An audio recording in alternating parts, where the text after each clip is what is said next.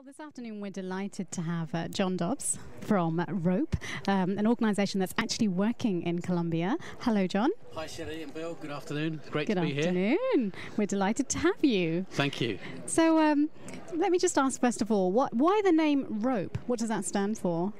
Well, Rope is a Christian organisation addressing poverty around the world. And historically, we've been doing that, relieving poverty in different parts of the world. And one of them is in Colombia. So that's what we're about. And we're about communicating the Christian gospel alongside God's heart for the poor. Okay, and the actual name Rope?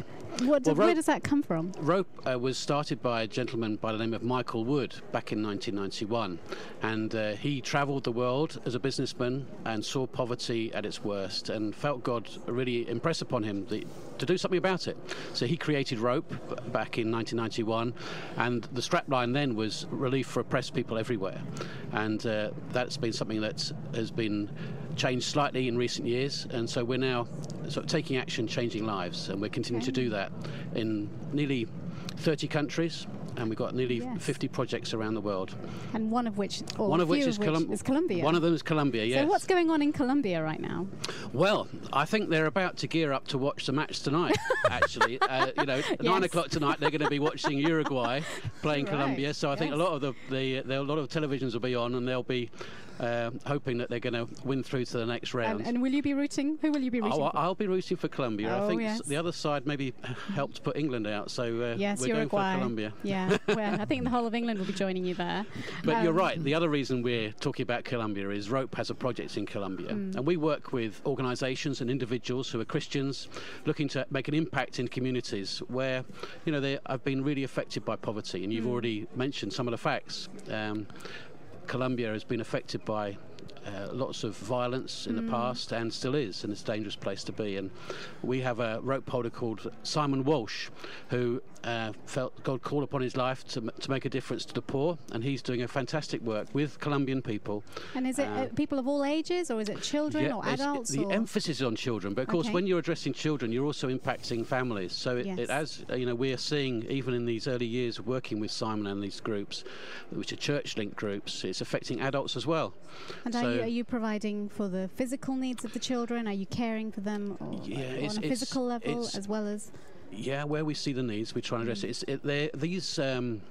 This project is church-based and children-based primarily, looking at different projects and children's clubs. So if you imagine, like sometimes we put on in the UK summer clubs for children, this is a bit like that in the context of Colombia, where we're providing during the week and on Sundays particularly children's clubs for children to come to, a safe place to come to, where they can play games in the safety of the environment they're provided with leaders and hear about the gospel, but also see a different way of life. A lot of these children are impacted in rural communities where they've been affected by violence, and they've seen that in the families. They're affected by drugs and violence and alcohol. These things have had deep impact, and that's all they know. So they're actually getting to hear and see through these clubs a different way. And how do the communities react to you being there? I mean, it's a Roman Catholic country. Are they happy for you to be there, or do they see you as a sort of threat sometimes? Well, I think Simon's done a great job in helping the communities, identifying leaders first and foremost, working with local people and building trust. And I think once you do that, anywhere in the world where you can build trust with local communities, you can begin to have an impact. And whilst this has only been going a few years, they're already seeing the clubs multiplying. There are now 20 clubs in different regions and through different churches, and so they're seeing great commitment from leaders, and they're seeing lives changed because of it. And the majority of people that are working for these projects, are they Colombian themselves, or are they international people that have come across? No, most of them are Colombian people themselves, so they're identifying churches, church leaders and community leaders to come alongside and work with the curriculum that Simon and his team are putting together. So it's a Bible-based curriculum for children, and they're teaching that in the Sunday schools and in the clubs through recreation and through reading and through games, as well as getting alongside and showing them the love of Jesus. So you're caring for them on every level, really. And so why is Rope here at GOFest? What are your key messages that you want to give? Well, the theme of GOFest this weekend is powerful gospel, passionate people. And we are people who are passionate and wanting to take that powerful gospel into different parts of the world. Simon Walsh is our rope holder. He's passionate, and he's passionate about Christ, and he was challenged when he was in his 20s, when he was working with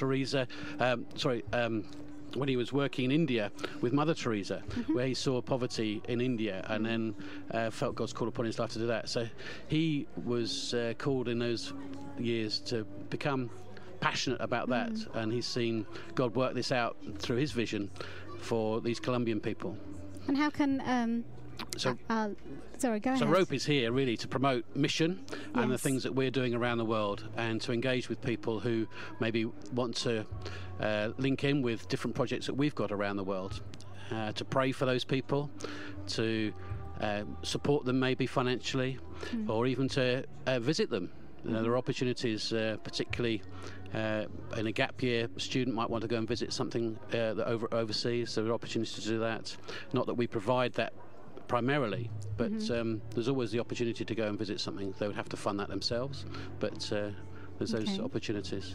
And have you had much interest at your exhibition stand? Yeah, we've been promoting the right to different things, including the right to hear about Jesus, the rights, obviously, for these children to have somewhere safe rather than a violent place. And young people and children and adults have been engaging with that and filling out our postcards, putting them on our board, and we're tweeting that around, the right to, hashtag the right to, and people are engaging with that, and it's great to see that. Very good, very good. That's very encouraging to hear. Jon, I wanted to ask, for 30 years you worked for the Metropolitan Police, and I wanted to ask, what inspired you to leave and to join Rope, and how was that transition? Was that a difficult decision to make, or was it easy to leave what you knew to step out into something new? That's a very interesting question, Shelley, because I think if I look back on my life, there are many significant moments, but three very significant moments. One was when I came to faith when I was about 13. The second was when I joined the police service itself when I was 17 and a half.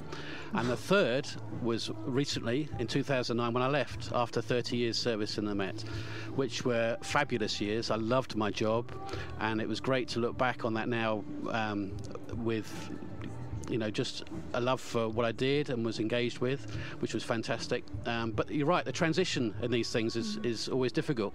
I'd actually reselected for my job, so I could have stayed, and I probably would have stayed for another 5 years if I'd felt that was right. But I felt God's call was saying, Jon, you've done your 30 years, you can leave, and I've got other things for you. And God doesn't always lay out these plans for us on a plate, does he? And we have to fulfill our part by maybe searching, pushing a few doors. And I felt God say, look at the charity sector. So for 4 years after I left, I volunteered in different charity sector, including Rope. And then the opportunity came up to work for Rope last year. And I just felt God say, apply. And the rest has been history, and God's opened those doors.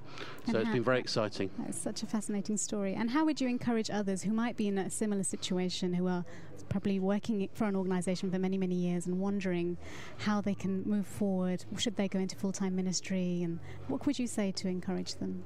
Well, I think if you feel God is calling you to move on, then it's a step of faith, isn't it? And I think with the support of other people, sometimes people you respect, have a conversation with somebody and see what their advice might be. Most of all, talk to God about it, see what God would say into that situation, and you might find other people maybe speaking into that for you. Or something happens, somebody might come up to you and say, why not apply for this job? Or just explore opportunities. And as I say, doors don't open all in a row, and as for me, I felt there was a period of 4 years, which is a significant period of time, not working but volunteering, and sometimes God works those things out in that sort of way, and other times he might speak to you through scripture. Yes, absolutely. Or a weekend like this weekend, you're coming to listen to something, maybe John or George Voer saying something on the main tent, or even through radio, and you just feel God saying something through something said. And I think there are many ways in which God sort of maybe sometimes turns us upside down a bit. Completely, and I completely relate to what you're saying. There might be listeners who want to get involved with Rope, want to become rope holders themselves. Do you have a website that you can We do. We do. We have a website at www.rope.org.uk, and this weekend we are encouraging people to look at Rope Charity and hashtag the right to, and engaging with our idea of what we think the right to for people, whether it be a safe place, receive education, or to the right to hear the message of Jesus, which is what we're primarily all about, isn't it? Thank you, Jon. We were talking. I've just been listening. It's been earwagging. Yeah, been earwagging, Jon. I mean, the theme was passionate. Passionate people was part of the theme of this weekend. Yes. You just exude passion about rope. What difficulties do you have to face? I mean, I'm thinking of how do you cope when there are difficulties, rather, and things get tough. Yeah. Well, Rope is, in charity terms, quite a small organisation, and we love to be relational. So our rope holders, whether they be organisations or individuals, we love to communicate with them. Within the day and age of technology, we can do that through Skype and contact email and phone calls. So we love to spend time with people, and some of the issues we face and work through with our rope holders, we can keep in regular contact with. Yeah. And last year I had the opportunity to visit some of our projects, which is fantastic. So that you can't beat the face-to-face visits, to build that relationship and let them know you're with them for the long haul, and to work some of these things through and see transformation in communities, not just individuals, which is important, but to see transformational change through the practical outworking of people's call upon their lives, to see the gospel proclaimed and practical outworking of that in helping people in different ways, whether that be children, whether it be agriculture, whether it be through hospitals. God's at work, and we face those challenges with them. And Jon, you mentioned that as well as working in Colombia, you're working in, what, about 29, 30 other countries? About 30 countries, and we've got just under 50 projects now, predominantly in Africa and Asia, but we do have some in Central America, like Colombia, and we have a number in Eastern Europe as well. But you can find out that information on our website. You can go there, and there's lots of detail on all the countries and all the projects. We're just highlighting 8 of them this weekend. Jon Dobbs, thanks ever so much indeed. That was brilliant. Great to have you with us. And that website again, www.rope.org.uk.